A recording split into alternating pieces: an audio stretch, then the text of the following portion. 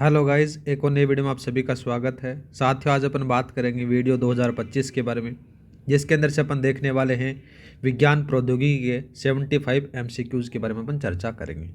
साथियों, ये जो 75 एमसीक्यूज़ हैं, ये आपके वीडियो में जो टेक वाला जो पार्ट दे रखा है उसका कंप्लीट रिवीजन करवा देंगे साथियों। और हमारा प्रयास रहा है साथियों, 75 जो एमसीक्यूज़ हमने रखे हैं उनके अंदर से आपका जो सिलेबस दे रखा है उस सिलेबस को कंप्लीट कवर करते हुए इनको बनाया गया है। और ये भी रहा है, अपन ये कह सकते हैं कि साथियों इससे बाहर कोई सवाल नहीं जाएगा। ठीक है, तो स्टार्ट करते हैं आज का पहला सवाल। पहला सवाल क्या दे रखा है मेरे भाई? सवाल है आपके पास में कि भारत में पहली तार सेवा बोले तो टेलीग्राफ किस वर्ष में शुरू हुई थी? तो किस वर्ष में शुरू हुई थी याद रखना मेरे भाई, ये 1851 के अंदर से दूरसंचार की प्रक्रिया के तहत साथियों बात करें तो साथियों इसके अंदर से पहली बार भारत के अंदर से टेलीग्राफ की जो सेवा है वो 1851 में होती है। नेक्स्ट बात करते हैं मेरे भाई, सवाल क्या दे रखा है? डेटा संचरण के लिए किस प्रकार के केबल में ट्विस्टिंग का उद्देश्य से विद्युत चुंबकीय विकिरणों को कम करना और क्रॉसटॉक को नियंत्रित करना होता है साथियों। ठीक है, तो बात करें देखो साथियों, कोएक्सियल केबल में भी ऐसी चीज़ें होती हैं, ट्विस्टेड पेयर जो केबल होती है उसमें भी होती है, और जो फाइबर ऑप्टिकल फाइबर जो केबल होती है उसमें भी ये चीज़ें पाई जाती हैं। तो इसका जो सही आंसर रहेगा मेरे भाई, ये सभी इसका रहने वाला है। नेक्स्ट बात करते हैं। नेक्स्ट सवाल दे रखा है कि भूस्थिर कक्षा में उपग्रह पृथ्वी से लगभग कितनी ऊंचाई पर स्थापित किए जाते हैं? भूस्थिर के बारे में बात हो रही है तो साथियों याद रखना, ये 36,000 किलोमीटर की ऊंचाई के ऊपर से इनको स्थापित किया जाता है। नेक्स्ट बात करते हैं मेरे भाई। नेक्स्ट सवाल क्या दे रखा कि विद्युत चुंबकीय स्पेक्ट्रम में रेडियो तरंगों की आवृत्ति रेंज क्या है? तो साथियों विद्युत चुंबकीय स्पेक्ट्रम में जो रेडियो तरंगों की आवृत्ति आपसे पूछी गई है तो याद रखना साथियों 3 किलो हर्ट्ज से लेकर ये होती है साथियों, कितनी होती है? 300 गीगा हर्ट्ज तक इसकी आवृत्ति मानी जाती है। तो आपका जो ऑप्शन नंबर सही रहेगा वो डी रहेगा। बात करें देखो साथियों, इसके अंदर से जो वायरलेस प्रौद्योगिकी होती है उसमें से सूचना हवा के माध्यम से विद्युत चुंबकीय संकेतों के रूप में क्या करती है साथियों, एक जगह से दूसरी जगह ट्रेवल करती है। और इनके अंदर से जो विद्युत चुंबकीय स्पेक्ट्रम की जो रेंज होती है मेरे भाई, वो 3 किलो हर्ट्ज से लेकर याद रखना साथियों 300 गीगाहर्ट्ज तक होती है। ठीक है, नेक्स्ट बात करते हैं। नेक्स्ट सवाल कौन सा दे रखा है? देखो 2 सवाल एक ही स्लाइड पर आगे, कोई दिक्कत नहीं है, देखते हैं अपन आगे। सवाल दे रखा है कि निम्न में से कौन सा तथ्य ऑप्टिकल फाइबर केबल के संदर्भ में सही नहीं है? वो याद रखना साथियों, जो ऑप्टिकल फाइबर है ये थोड़ी सी इंपॉर्टेंट है, याद रखना है। ठीक है, पहला बात करते हैं, यह पूर्ण आंतरिक परावर्तन के सिद्धांत पर कार्य करती है, बात सही है साथियों। दूसरा बात करें, यह विद्युत संकेतों के स्थान पर प्रकाश संकेतकों का प्रयोग करता है, ये बात भी सही है साथियों। दूसरा बात करें, इसका मुख्य भाग तांबे के तार का से बना होता है, ये बात साथियों यहाँ पर से गलत आ जाती है। तो ये फिर किससे बना रहता है साथियों? तो बात करें साथियों, जो ऑप्टिकल फाइबर केबल का जो मुख्य भाग होता है वो अत्यधिक महीन कांच या फिर प्लास्टिक से बना रहता है साथियों, तांबे के तार से नहीं बना रहता है। तो यहाँ पर से ये सत्य नहीं है। नेक्स्ट बात करते हैं। सवाल दे रखा है मेरे भाई, 4G सेवा की प्रमुख विशेषता क्या है? तो साथियों याद रखना 4G सेवा के अंदर से वॉइस ओवर LTE आपको याद रखना है। ठीक है, नेक्स्ट बात करते हैं। सवाल क्या दे रखा है? 7 का, एनालॉग सिग्नल को डिजिटल सिग्नल में बदलने की प्रक्रिया को क्या कहते हैं साथियों? जो एनालॉग सिग्नल होता है वो कैसा होता है मेरे भाई, इस प्रकार से आपको देखने को मिलेगा। ठीक है, और जो डिजिटल सिग्नल होता है वो इस प्रकार से आपको 0 0 मतलब ऐसा देखने को मिलेगा, पहले 0 और फिर ऐसे, फिर दोबारा से 0, इस प्रकार से आपको देखने को मिल जाता है। ठीक है, तो ये थोड़ा सा याद रख लेना। अब बात करें, देखो साथियों आपके पास में सवाल दे रखा है कि एनालॉग सिग्नल को डिजिटल सिग्नल में बदलने के लिए की प्रक्रिया को क्या कहते हैं साथियों? तो इसको क्या कहा जाता है साथियों? इसको कहा जाता है डीमॉड्यूलेशन कहा जाता है। अब जो आपके कंप्यूटर होता है उस कंप्यूटर को क्या होता है साथियों, उसको डिजिटल सिग्नल की ज़रूरत होती है, उसको एनालॉग सिग्नल की ज़रूरत नहीं होती है। तो एनालॉग सिग्नल को आप पहले डिजिटल में बदलोगे, बाद में उसके पास में भेजा जाता है। दूसरा बात करें साथियों, जो आपको टेलीफोन लाइन होती है उसमें से एनालॉग जो सिग्नल होते हैं वो संचारित होते हैं, थोड़ा सा याद रख लेना। नेक्स्ट बात करते हैं, एक और इम्पोर्टेंट सवाल आ जाता है मेरे भाई। सवाल दे रखा है कि वाईफाई, ठीक है, वायरलेस फिडेलिटी के लिए इस्तेमाल किए जाने वाले इंटरनल रेडियो की आवर्ती बैंड क्षमता क्या होती है। इंपॉर्टेंट लगा लो मेरे भाई, ये जरूर छप सकता है, ठीक है। तो साथियों, जो वाईफाई की जो बैंडविड्थ होती है वो कितनी होती है मेरे भाई, याद रखना 2.4 गीगाहर्ट्ज से लेकर 5 गीगाहर्ट्ज तक होती है, याद रखना है। नेक्स्ट बात करते हैं मेरे भाई। सवाल दे रखा है, भारत सरकार द्वारा प्रस्तावित 6G विजन के क्रियान्वयन को 2 चरण कौन से हैं। तो इन दोनों चरणों के बारे में अपन बात करें, देखो साथियों, वो कौन कौन से 2 चरण आपको देखने को मिलेंगे। एक तो पहला चरण है वो 2023-25 का आ जाता है, और दूसरा चरण है मेरे भाई वो आ जाता है 25-30 का, आपको देखने को मिल जाता है, ठीक है। ऑप्शन नंबर आपका बी सही रहेगा। नेक्स्ट बात करते हैं। सवाल दे रखा है मेरे भाई, 5G टेक्नोलॉजी की प्रमुख विशेषताओं में से कौन सी स्पीड और विशेषता शामिल है। तो साथियों, 5G के बारे में बात हो रही है, तो 5G तकनीक की जो प्रमुख विशेषता है वो है 10 Gbps की स्पीड तक, फास्ट मोबाइल इंटरनेट, उच्च सुरक्षा और विश्वसनीयता, नेटवर्क और दक्षता में सुधार शामिल आपको देखने को मिल जाता है। तो यहाँ पर से साथियों कौन सा आएगा, आपको याद रखना 10 Gbps तो आपको बताना है, तो ये ऑप्शन नंबर आपका सी सही रहेगा। नेक्स्ट बात करते हैं मेरे भाई, सही मिलान करने वाले आपको पास में सवाल दे रखे हैं, ठीक है। सवाल बात करें, देखो एक तरफ पीडी दे रखी है, दूसरी तरफ आपको तकनीकी और विशेषता दे रखी है, इनके बारे में अपन बात करते हैं। देखो पहला बात करते हैं 1GA, मतलब कि फर्स्ट जनरेशन के बारे में अपन बात हो रही है। तो इसमें से साथियों एनालॉग है, वो आपको क्या देखने को मिलता मेरे भाई, यहाँ पर से मॉड्यूलेशन FM का प्रयोग होता था, ठीक है। तो मॉड्यूलेशन FM का प्रयोग बात करें तो यहाँ पर से कौन सा आएगा, ये इसमें ये आ गया।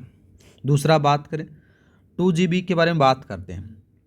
इसके अंदर से क्या था साथियों, इसमें था वो था, देखो इसको थोड़ा सा चेंज करना, देखो मेरे भाई इसको मैं चेंज करवा देता हूँ। ये ऐसे सवाल है, ये A, B और C इस प्रकार से दे रखा है, वो देखो, ठीक है। अब यहाँ पर से जो फर्स्ट जनरेशन थी, ये मैंने बताया कि आपको एनालॉग मॉड्यूलेशन है, वो FM के अंदर से आपको देखने को मिलेगा, जिसके अंदर से आवृत्ति 800 से 900 मेगाहर्ट्ज आपको देखने को मिलेगी। तो ये इसमें आ गया। दूसरा बात करते हैं सेकंड जनरेशन। सेकंड जी में बात करें तो 2G के अंदर से बात हो रही है मेरे भाई। 2G के अंदर से आपको क्या देखने को मिलेगा, यहाँ पर से देखने को मिलेगा GSM CDMA में जो SMS और पैकेट ट्रांसमिशन जैसी सुविधाएं आपको देखने को मिल जाती हैं, ठीक है। तो यहाँ पर से कौन सा आएगा, ये इसमें ये आ गया। दूसरा बात करते हैं तीसरी, या बोला फिर बोलते हैं थर्ड जनरेशन, या फिर इसको बोल सकते हैं 3G। 3G के अंदर से क्या था साथियों, 3G की विशेषता थी कि मोबाइल ऐप्स को क्या करता था साथियों, सपोर्ट और गेमिंग के अंदर से आपको देखने को मिल जाती है। तो ये इसमें आ गया। 4G में बात करें तो आपको पता ही है साथियों, ये आपको ये VOLTE आ जाता है। साथ में बात करें तो हाई डेफिनेशन और वीडियो स्ट्रीमिंग देखने को मिल जाती है, तो ये इसमें हो जाता है। आपका ऑप्शन नंबर कौन सा सही रहेगा, ए सही रहेगा। नेक्स्ट बात करते हैं। सवाल दे रखा है 12 का, भारतीय अंतरिक्ष कार्यक्रम के जनक के रूप में किसे जाना जाता है। तो किसे जाना जाता है मेरे भाई, याद रखना साथियों, भारतीय राष्ट्रीय अंतरिक्ष अनुसंधान समिति के बारे में बात करें तो इसका जो गठन होता है वो 1962 को होता है, ठीक है। कब होता है, 1962 को होता है, ठीक है। और बात करें तो साथियों किसकी अध्यक्षता में हुआ था, ये भी याद रखना। तो याद रखना उसका नाम आता है विक्रम साराभाई। क्या नाम आता है मेरे भाई, विक्रम साराभाई की अध्यक्षता में इसका गठन होता है। दूसरा बात करें साथियों, जिसे भारतीय अंतरिक्ष कार्यक्रम का जनक भी माना जाता है, तो यहाँ पर से आपका जो सही आंसर रहेगा वो बी रहने वाला है। नेक्स्ट बात करते हैं मेरे भाई। सवाल क्या दे रखा है 13 का। सवाल है कि निम्न भूकक्षा लो अर्थ ऑर्बिट की ऊंचाई पृथ्वी की सतह से लगभग कितनी होती है।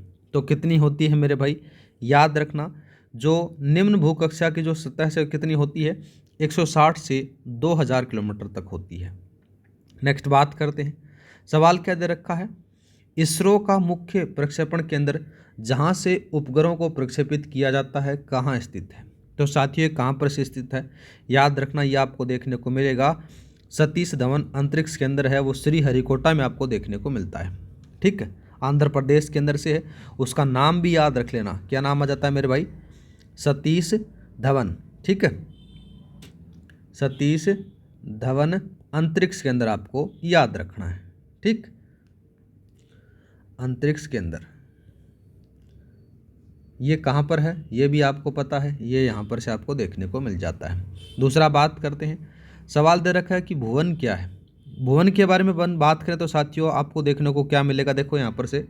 तो साथियों जो भुवन है ये आपको देखने को मिलेगा, जितने भी जैसे वो भूस्थात्विक जो डेटा से संबंधित आपको देखने को मिलेगा, तो यहाँ पर से ये दोनों लगा देना, इसका आंसर ये हो जाएगा।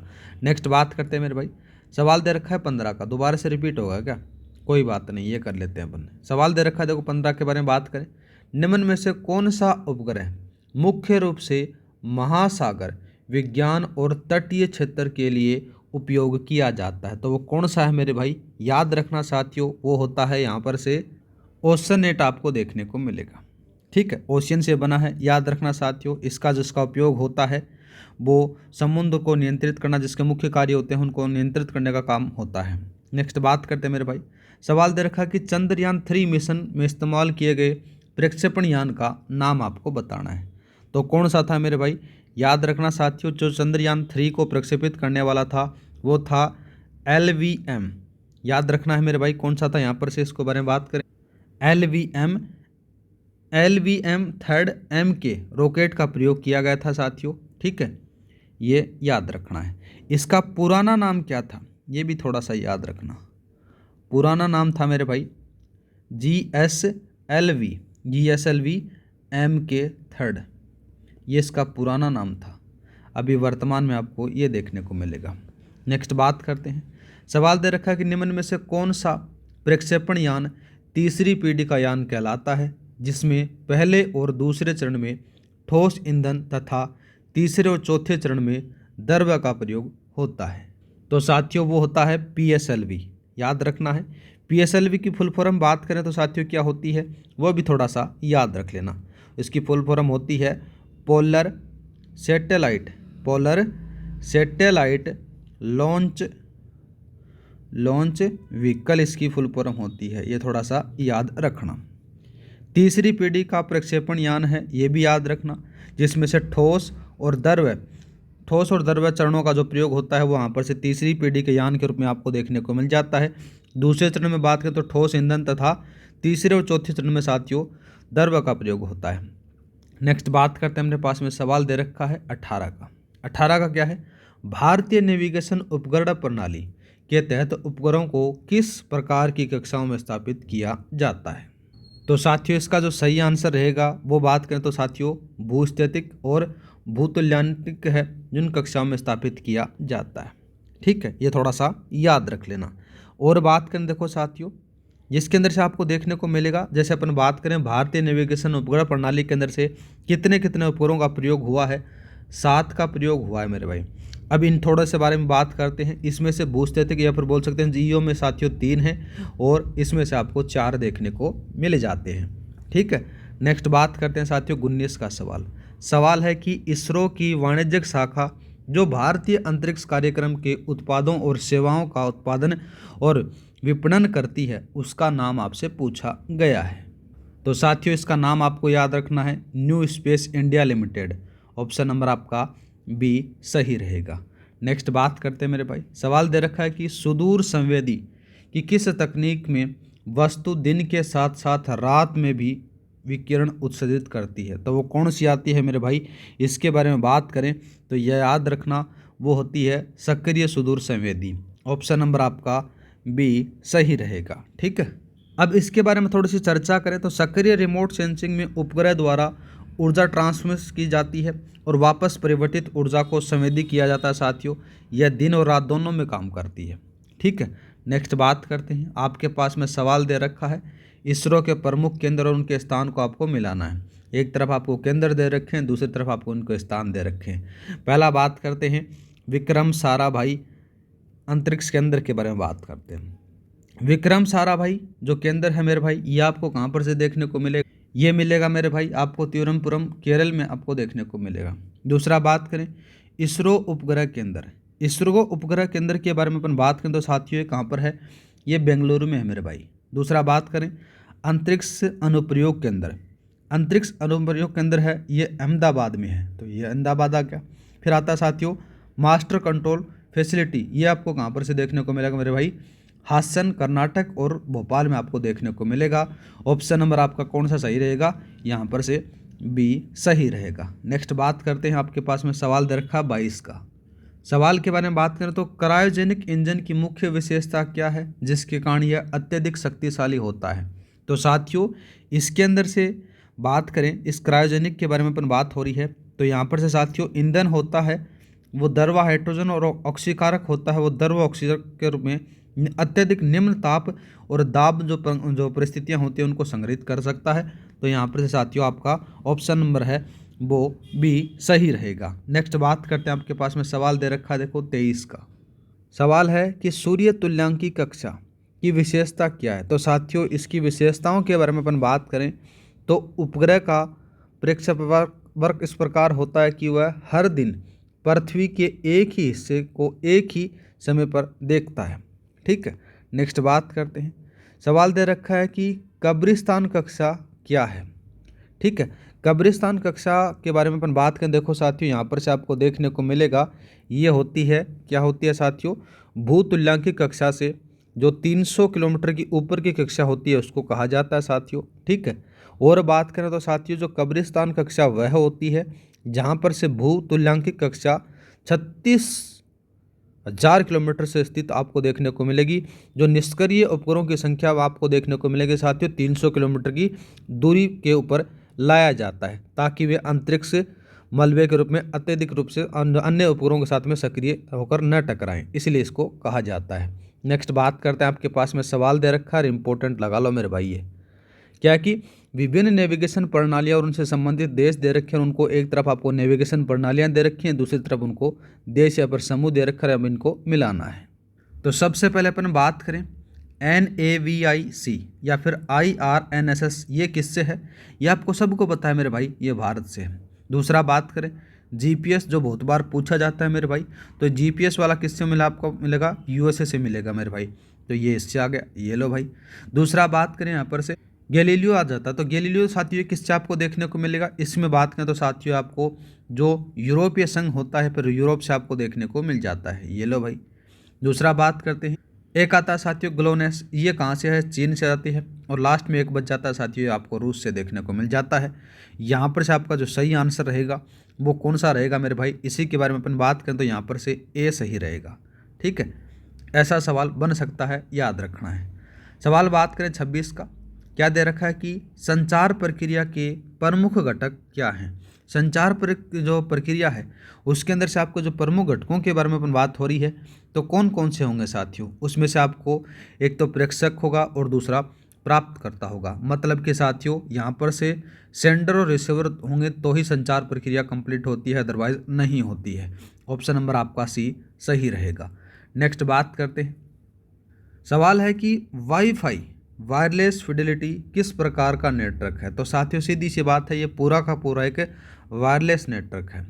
नेक्स्ट बात करते हैं, सवाल दे रखा है कि ट्विस्टेड पेयर केबल का उपयोग सामान्यतः किस प्रकार के नेटवर्क में किया जाता है? तो ये याद रखना साथियों, जो ट्विस्टेड पेयर केबल होती है इनका जो प्रयोग होता है वो कहाँ पर से होता है साथियों? इसके बारे में बात करें तो साथियों लेन में होता है, बोले तो लोकल एरिया नेटवर्क के अंदर से होता है। ठीक है, नेक्स्ट बात करते हैं, सवाल क्या दे रखा है कि डेटा को डिजिटल संकेतों में बदलने से पहले एनालॉग संकेतों को किस उपकरण द्वारा परिवर्तित किया जाता है? तो साथियों याद रखना ये मोडेम के द्वारा इसको किया जाता है।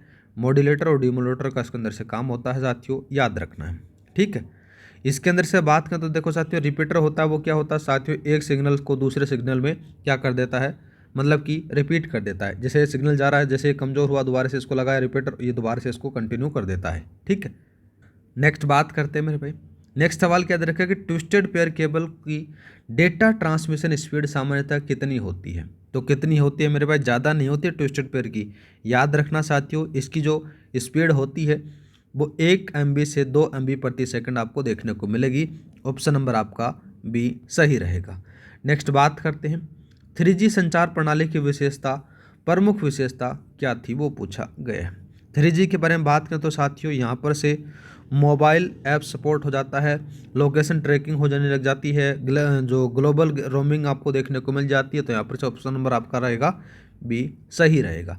नेक्स्ट बात करते हैं, सवाल दे रखा है कि 5G तकनीक की मुख्य विशेषता क्या है जिसके तहत नेटवर्क की दक्षता में सुधार के लिए छोटी कोशिकाएं स्मॉल सेल का उपयोग किया जाता है। तो साथियों, जो 5G तकनीक है ये आपको क्लाउड आधारित इंफ्रास्ट्रक्चर पर आधारित आपको देखने को मिलेगी। तो ऑप्शन नंबर आपका बी सही रहेगा। नेक्स्ट बात करते हैं, सवाल क्या दे रखा है, देखो मेरे भाई, सवाल दे रखा है 33 का कि 6G विजन के तहत टेराहर्ट्ज की स्पीड के साथ किस तरह के नेटवर्क की बात की गई है जो अत्यधिक विश्वसनीयता प्रदान करेगा साथियों। तो वो रहेगा साथियों 1 टेराबाइट प्रति सेकंड। ऑप्शन नंबर आपका डी सही रहेगा। नेक्स्ट बात करते हैं, आपके पास में सवाल दे रखा है विभिन्न प्रकार की केबल और उनके अनुप्रयोग का आपको मिलाना है। एक तरफ आपको केबल के प्रकार दे रखे हैं, दूसरी तरफ उनके अनुप्रयोग दे रखे हैं। पहला बात करते हैं मेरे भाई ट्विस्टेड पेयर केबल के बारे में बात हो रही है। ट्विस्टेड पेयर केबल है, इसके बारे में अपन बात करें तो देखो साथियों, यहाँ पर से आपको इसका जो उपयोग होता है वो स्थानीय क्षेत्र नेटवर्क के अंदर से आपको देखने को मिलेगा, लेन के अंदर से। तो यहाँ पर से इसको इसमें मिला दो। दूसरा बात करते हैं मेरे भाई कोएक्सियल केबल। कोएक्सियल केबल के बारे में बात हो रही है, वो आपको देखने को मिलेगी high frequency high speed bandwidth का संचरण इसके अंदर से होता है। दूसरा बात करते हैं ऑप्टिकल फाइबर केबल। इसमें से साथियों हाई स्पीड वाले जो संचार के अंदर से नई तकनीक होती है उसका प्रयोग होता है, ये इसमें मिला दो। और ब्लूटूथ है साथियों, कम दूरी का वायरलेस संचार आपको देखने को मिल जाता है। तो आपका जो सही आंसर रहेगा साथियों वो कौन सा रहेगा, ऑप्शन नंबर आपका बी सही रहेगा। नेक्स्ट बात करते हैं मेरे भाई, सवाल दे रखा कि ऑप्टिकल फाइबर केबल किस सिद्धांत पर कार्य करती है और इसमें डेटा को किस रूप से संचारित किया जाता है। तो साथियों, जो ऑप्टिकल फाइबर केबल होती है पूर्ण आंतरिक प्रकाश परावर्तन और जो प्रकाश संकेत के अंदर से आपको देखने को मिल जाती है। जो बात करें तो साथियों, जो ऑप्टिकल फाइबर केबल का जो कार्य का जो सिद्धांत होता है वो पूर्ण आंतरिक परावर्तन पर आधारित होता है। यहाँ पर से जो साथियों विद्युत संकेतों के साथ में जो प्रकाश संकेतों के रूप में भी जो डेटा है वो क्या होता है, संचरित होता है। ये थोड़ा सा याद रखना। तो आपका जो ऑप्शन नंबर सही रहेगा पूर्ण आंतरिक परावर्तन और प्रकाश संकेतक दोनों आपको सही रहेंगे। ऑप्शन नंबर आपका सी सही रहेगा। नेक्स्ट बात करते हैं, सवाल दे रखा कि विद्युत चुंबकीय स्पेक्ट्रम में अवरक्त तरंगों की आवर्ती रेंज क्या है। तो साथियों, इनकी जो आवर्ती रेंज होती है वो 300 गीगाहर्ट्ज से लेकर 400 गीगाहर्ट्ज तक होती है। दूसरा बात करें तो साथियों, इन तरंगों का जो उपयोग होता है वो रिमोट कंट्रोल में होता है मेरे भाई। कहाँ पर होता है, रिमोट कंट्रोल। ठीक है, एक तो रिमोट कंट्रोल में उपयोग होगा। दूसरा और बात कर लेते हैं क्या साथियों, एक और आता है साथियों जो ब्लूटूथ होता है आपका। ठीक है, जो ब्लूटूथ होता है जो आप अभी सुन रहे हो ना, उसमें भी आपका ब्लूटूथ में उपयोग होता है इन तरंगों का, ये थोड़ा सा याद रख लेना। नेक्स्ट बात करते हैं, सवाल दे रखा है 37 का। 37 के बारे में बात करें तो 4G LTE द्वारा डेटा को पैकेट के रूप में ट्रांसमिट करने के लिए किस तकनीक का प्रयोग किया जाता है। तो साथियों याद रखना, उसमें से पैकेट स्विचिंग का प्रयोग होता है। कौन से का होता है, पैकेट स्विचिंग का प्रयोग इसके अंदर से होता है। नेक्स्ट बात करते हैं, दूसरा दे रखा है कि भारतीय राष्ट्रीय अंतरिक्ष अनुसंधान समिति का गठन किस वर्ष किया गया था। तो किस वर्ष किया गया था मेरे भाई, याद रखना 1962 में किया जाता है। ठीक है, और बात करें तो साथियों भारतीय अंतरिक्ष कार्यक्रम के जो जनक हैं वो डॉक्टर विक्रम साराभाई की अध्यक्षता में होता है साथियों 1962 के अंदर से। ठीक है, दूसरा बात करें भारतीय राष्ट्रीय अंतरिक्ष अनुसंधान समिति का जो गठन होता है वो यहाँ पर से किया जाता है, थोड़ा सा याद रखना। नेक्स्ट बात करते हैं, इसरो का वह प्रमुख केंद्र कौन सा है जो उपग्रहों के डिजाइन और विकास के लिए जिम्मेदार है। तो याद रखना साथियों, इसरो उपग्रह केंद्र ISAC ये कहाँ पर है, ये बेंगलुरु में है, याद रखना है। यहाँ पर से सभी प्रकार के जो उपग्रह होते हैं उनका डिजाइन और विकास किया जाता है। नेक्स्ट बात करते हैं, सवाल दे रखा है 40 का कि भूस्थितिक कक्षा में स्थित उपग्रहों का आवर्तकाल लगभग कितना होता है। तो कितना होता है मेरे भाई, इसके बारे में अपन बात करें तो याद रखना इनका जो आवर्तकाल होता है वो कितना बताया जाता है। इसके बारे में बात करें तो 24 घंटे आपको देखने को मिलेगा। ठीक है, कितना होता है, 24 घंटे इनका आवर्तकाल आपको देखने को मिल जाता है। नेक्स्ट बात करते हैं मेरे भाई 41 का, इसरो की वाणिज्यिक शाखा NSIL new space India limited का कार्य क्या है, इसके बारे में पूछा गया। इसके कार्यों के बारे में बात करें तो साथियों इसका कार्य आपको देखने को मिलेगा भारतीय अंतरिक्ष कार्यक्रम कि उत्पादों और सेवाओं का उत्पादन और विपणन करना आपको इसका प्रमुख कार्य देखने को मिल जाता है। ऑप्शन नंबर आपका बी सही रहेगा। ठीक है, नेक्स्ट बात करें साथियों, आपके पास में सवाल दे रखा है कि मुख्य नियंत्रण सुविधा MFC कहाँ स्थित है। तो साथियों याद रखना, हासन कर्नाटक और भोपाल के अंदर से ये आपको देखने को मिल जाती है। इसके अंदर से सभी उपकरणों को नियंत्रित और निगरानी करना का काम होता है। नेक्स्ट बात करते हैं मेरे भाई, सवाल दे रखा है 43 का, निम्न भू कक्षा में उपकरणों को मुख्य रूप से किस उद्देश्य के लिए स्थापित किया जाता है। तो किस लिए स्थापित किया जाता है मेरे भाई, इसके बारे में अपन बात करें तो ये याद रखना, इसमें से आपको देखने को मिलेगा सुदूर संवेदी के लिए स्थापित किया जाता है। नेक्स्ट बात करते हैं, सवाल दे रखा है कि कौन सा प्रक्षेपण यान चौथी पीढ़ी का 3 चरणों वाला यान है, जिसके प्रथम चरण में ठोस, द्वितीय चरण में द्रव्य और तृतीय चरण में क्रायोजेनिक इंजन का प्रयोग होता है। तो वो कौन सा जाता है मेरे भाई, इसके बारे में अपन बात करें तो ये याद रखना, वो होता है GSLV। ठीक है, कौन सा, GSLV भूतुल्यांकिक उपग्रह प्रक्षेपण यान है। ठीक है, इसके बारे में बात करते हैं। नेक्स्ट आता है साथियों 45 का सवाल, भारतीय क्षेत्रीय नेविगेशन उपग्रह प्रणाली IRNSS या फिर NAVLC में भूतुल्यांकिक कक्षा GSO में कितने उपग्रह स्थापित किए गए हैं। तो साथियों याद रखना, वो 4 किए गए हैं। बात करें इसके बारे में, IRNSS प्रणाली में उपयोग किए जाने वाले 7 उपग्रहों में से 3 जो भूस्थितिक उपग्रह कक्षा में हैं और साथियों 4 हैं वो भूतुल्यांकिक कक्षा में स्थापित किए गए हैं, ये थोड़ा सा याद रखना। नेक्स्ट बात करते हैं, सवाल है कि इसरो के विभिन्न प्रक्षेपण यान और उनके विवरण का सही मिलान करना है अपने को। पहला दे रखा है PSLV, या आगे वाला कुछ नहीं है, याद रखना। ठीक है, यह आगे वाला कुछ नहीं है। PSLV के बारे में बात करें तो PSLV के अंदर से विवरण और विशेषताओं के बारे में अपन बात करते हैं। तीसरी पीढ़ी का है साथियों, तीसरी पीढ़ी के साथ में इसको ठोस और द्रव्य अंदर से आपको देखने को उपयोग होता है, तो ये इसमें मिला दो। दूसरा बात करते हैं SLV के बारे में अपन बात करें तो साथियों आपको यहाँ पर से क्या देखने को मिलेगा, यह आपको मिलेगा 1779 में प्रारंभ, 4 चरण मिलेंगे साथियों और 40 kg का पेलोड क्षमता इसके अंदर से देखने को मिल जाएगी। तो ये सेकेंड वाला इसमें आ जाता है। दूसरा जाता है मेरे भाई GSLV, इसमें से बात करें तो 3 चरणों वाला है, क्रायोजेनिक इंजन का इसमें प्रयोग होता है, ये इसमें ले लो भाई। दूसरा आता है LVM थर्ड है साथियों, तीसरे चरण वाला है और C25 क्रायोजेनिक चरण इसमें शामिल है। तो आपका ऑप्शन नंबर कौन सा रहेगा, A सही रहेगा। नेक्स्ट बात करते हैं मेरे भाई, सवाल दे रखा कि सूर्य तुल्यांकिक कक्षा की मुख्य विशेषता क्या है जो इसे सुदूर संवेदन के लिए आदर्श बनाती है।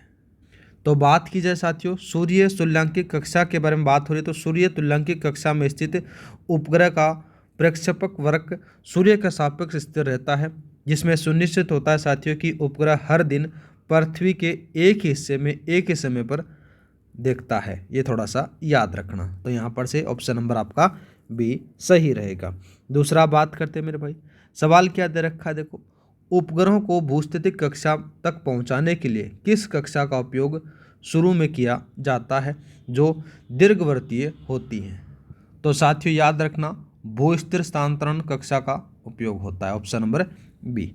नेक्स्ट बात करते हैं, सवाल दे रखा है कि क्रायोजेनिक इंजनों में प्रणोदक के तरल रूप में रखने के लिए किस प्रकार की परिस्थितियों की आवश्यकता होती है। तो किस प्रकार की परिस्थितियों की आवश्यकता होती है साथियों, याद रखना वो आपको देखने को मिलेगा कि यहाँ पर से अत्यधिक निम्न ताप की आवश्यकता होती है। क्यों होती है, देखो साथियों इसके बारे में अपन बात करें तो क्रायोजेनिक इंजन ऐसे इंजन होते हैं जिनमें ईंधन और ऑक्सीकारक को संग्रहित करने के लिए, बनाए रखने के लिए जो अत्यधिक निम्न आवश्यकता की आपके अंदर से निम्न ताप की आवश्यकता होती है।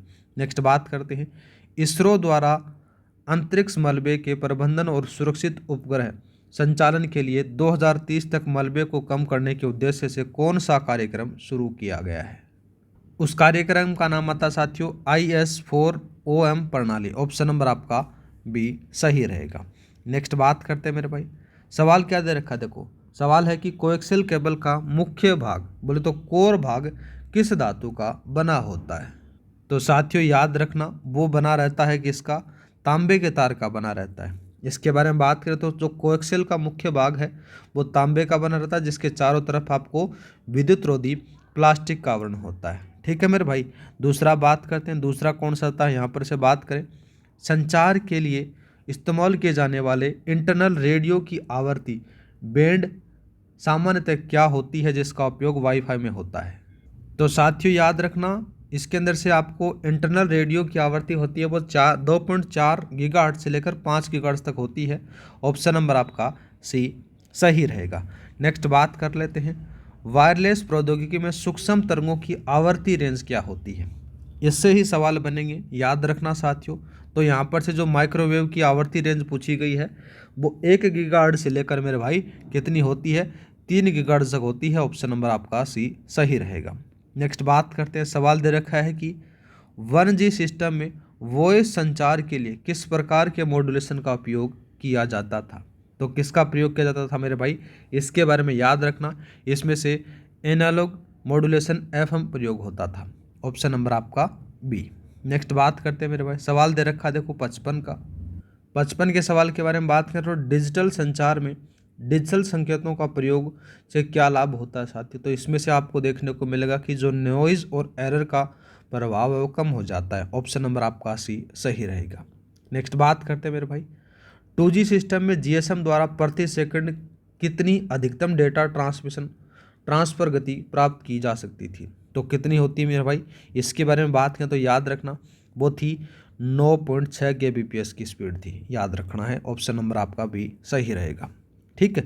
और बात करें तो साथियों जो 2G के बारे में अपनी बात हो रही है तो यहाँ पर से देखो 14.4 kbps की स्पीड आपको देखने को मिल जाती है, जो डेटा ट्रांसमिशन करने सक्षम होती थी।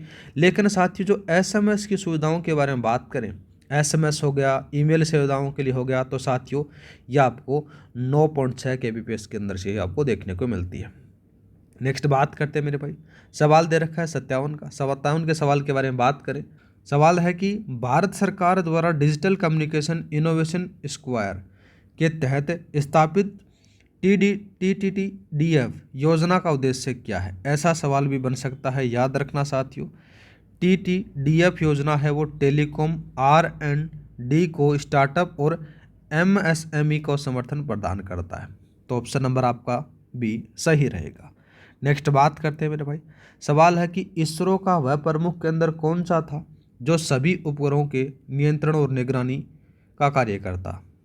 तो वो कौन सा था मेरे भाई, इसी के बारे में अपन बात करें तो साथियों इसके जो मुख्य केंद्र से बात करें वो आपको देखने को मिलेगा मुख्य नियंत्रक सुविधा। और ये मुख्य नियंत्रक सुविधा साथियों बात करें कहाँ कहाँ पर है, तो याद रखना एक तो आता है हासन, और ये हासन कहाँ है मेरे भाई, कर्नाटक में है। ठीक है लाडले। दूसरा बात करें, दूसरा कहाँ पर है साथियों, भोपाल में है। ये कहाँ पर है साथियों, ये मध्य प्रदेश में। दोनों चीज़ें याद रखना है। नेक्स्ट बात करते हैं, सवाल है 59 का। सतीश धवन अंतरिक्ष केंद्र श्रीहरिकोटा में स्थित है, इसका मुख्य कार्य क्या है। इसके मुख्य कार्यों के बारे में बात करें सतीश धवन का, वो आपको देखने को मिलेगा कि उपग्रह और प्रक्षेपण यानों का एकीकरण और प्रक्षेपण आपको देखने को मिलेगा। ऑप्शन नंबर आपका सी सही रहेगा। ठीक है। नेक्स्ट बात करते हैं मेरे भाई, नेक्स्ट सवाल क्या दे रखा है कि निम्न भूकक्षा की ऊंचाई पृथ्वी की सतह से कितनी होती है। तो कितनी होती है मेरे भाई, इसके बारे में अपन बात करें तो याद रखना साथियों जो निम्न भूकक्षा की जो पृथ्वी की सतह से होती है वो 160 से लेकर 2000 किलोमीटर तक ऊंचाई होती है। ऑप्शन नंबर आपका सी सही रहेगा। नेक्स्ट बात करते हैं, बात करें कार्टोसेट उपग्रह किस प्रकार के भूकक्षा में स्थापित किए जाते हैं। तो किस में स्थापित किए जाते हैं मेरे भाई, इसके बारे में बात करें तो जो कार्टोसेट है ये निम्न भूकक्षा में स्थापित किए जाते हैं। ठीक है, ये थोड़ा सा याद रखना। सुदूर संवेदी उपग्रह जैसे कार्टोसेट, और दूसरा बात करें एक और नाम आता है RISAT। ठीक है, और साथ ही बात करें तो ये दोनों के दोनों हैं, ये पृथ्वी की निम्न भूकक्षा में स्थापित किए जाते हैं। नेक्स्ट बात करते हैं मेरे भाई, सवाल दे रखा है LVM 3 या फिर बोल सकते हो कि बाहुबली फेट बॉय प्रक्षेपण यान में से कौन सा क्रायोजेनिक चरण उपयोग किया जाता है। तो वो कौन सा प्रयोग किया जाता है मेरे भाई, याद रखना C-25 क्रायोजेनिक चरण है वो शामिल होता है।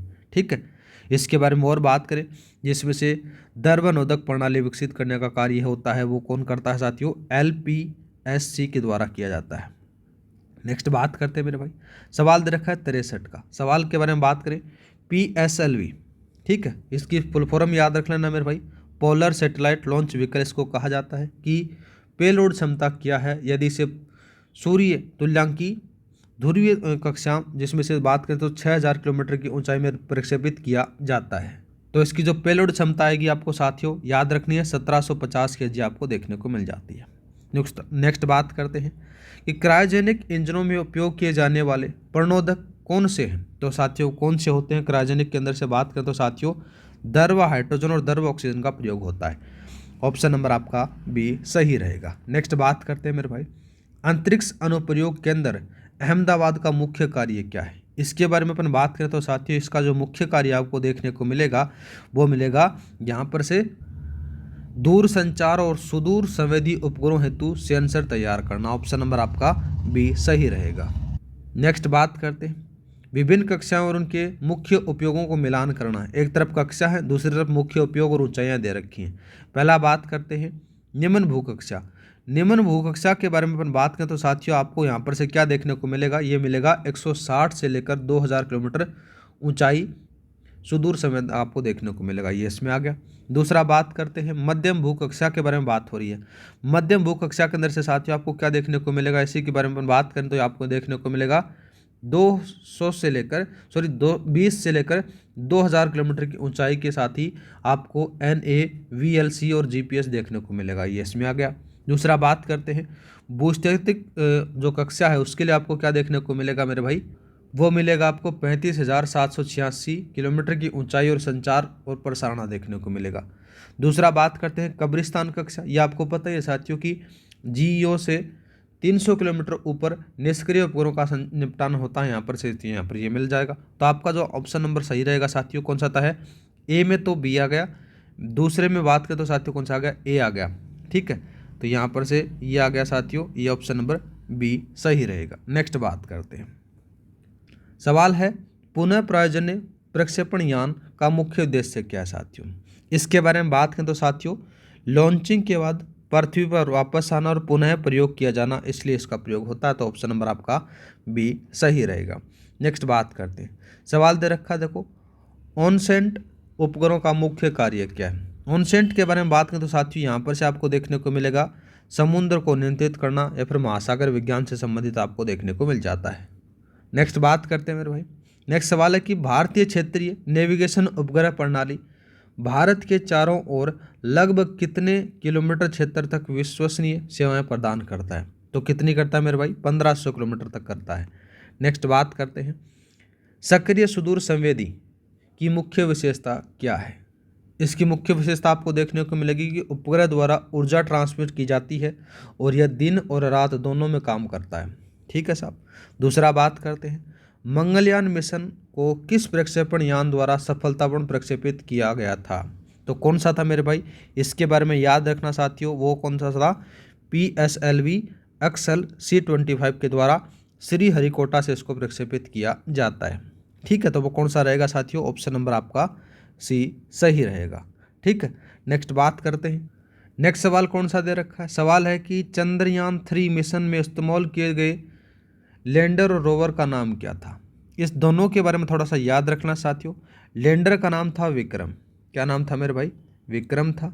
रोवर के बारे में बात करें तो साथियों क्या था, प्रज्ञान था। ये थोड़ा सा याद रख लेना साथियों, ठीक है। तो आपका ऑप्शन नंबर कौन सा रहेगा, विक्रम और प्रज्ञान, ऑप्शन नंबर आपका बी सही रहेगा। नेक्स्ट बात करते हैं, सवाल दे रखा है 73 का। इसके बारे में बात करें आदित्य L1 मिशन का उद्देश्य क्या है, जिसके लिए इसे लेग्रेज पॉइंट L1 पर स्थापित किया जा रहा है। तो साथियों थोड़ा सा याद रखना, इसका जो मेन उद्देश्य है उसके बारे में अपन बात करें वो आ जाता है साथियों यहाँ पर जैसे सूर्य ग्रहण आ गया, और सूर्य ग्रहण या फिर बोल सकते हो कि आउटलोकेशन के प्रभाव के बिना सूर्य के विभिन्न परतों का अध्ययन करना, इसका काम आपको देखने को मिलेगा। ऑप्शन नंबर आपका सी सही रहेगा। नेक्स्ट बात करते हैं इसरो के विभिन्न उपग्रहों और उनके अनुप्रयोगों का आपको मिलान करना है। पहला बात करते हैं, देखो साथियों इसको हटा देना, इसको भी हटा देना, ये हटा देना, ये लो, ठीक है। ये आगे वाला कुछ नहीं है। पहला नाम आ जाता है RISAT। इसका जो प्रयोग होता है साथियों ये होता है सक्रिय सुदूर संवेदन और बादल के पार देखना, ये इससे आ गया मेरे भाई। दूसरा बात करते हैं, दूसरा कौन सा नाम आ जाता है, कार्टोसेट के बारे में बात हो रही है। तो कार्टोसेट में आपको देखने को मिलेगा जैसे मानचित्र और स्थलाकृति से संबंधित अवलोकन आपको देखने को मिल जाता है। ये लो भाई, इससे मिला। ओशन सेट के बारे में बात करें तो महासागर से आपको संबंधित मिल जाता है, और एक ही आपको कृषि से मिल जाता है। तो साथियों आपका ऑप्शन नंबर बी सही रहेगा। नेक्स्ट बात करते हैं, सवाल दे रखा है 75 का, इसरो के सुरक्षित उड़ान और अंतरिक्ष मलबे के प्रबंधन प्रणाली के तहत मलबे को किस वर्ष तक कम करने का लक्ष्य निर्धारित किया गया है। ऐसा सवाल साहित्य की दोबारा से रिपीट हो गया साथियों, याद रखना। ये कब तक किया गया है, 2030 तक किया गया है साथियों। तो ये थे साथियों आपके साइंस और टेक के टॉप 75 MCQs। ठीक है, टॉप 75 MCQs थे। हमारा प्रयास रहा साथियों कि आपका कंप्लीट रिवीजन हो, और हमें उम्मीद रहेगी साथियों आपको बढ़िया क्लास लगी होगी साथियों। और इसके बाद में अपन चर्चा करेंगे किसके बारे में, टॉप 100 MCQs के बारे में अपन चर्चा करेंगे राजस्थान के भूगोल से संबंधित, जिसके अंदर से साथियों एक क्लास के अंदर से आपका कंप्लीट रिवीजन हो जाएगा। हमारा प्रयास ये रहेगा साथियों। आज के लिए इतना ही, मिलते हैं नेक्स्ट वीडियो में। जय हिंद, जय भारत।